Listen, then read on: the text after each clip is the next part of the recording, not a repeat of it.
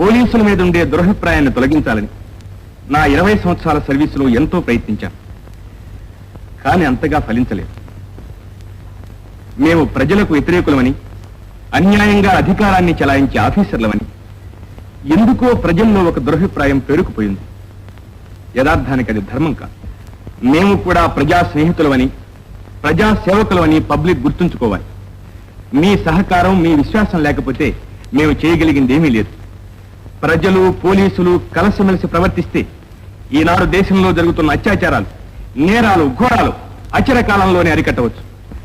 మమ్మల్ని అపార్థం చేసుకోకుండా మాతో సహకరించి మా ధర్మాన్ని మేము నిర్వర్తించుకునే అవకాశాన్ని కల్పించి దేశాభ్యుదయానికి తోడ్పడతారని విశ్వసిస్తూ ఇంతటితో విరమిస్తున్నాను.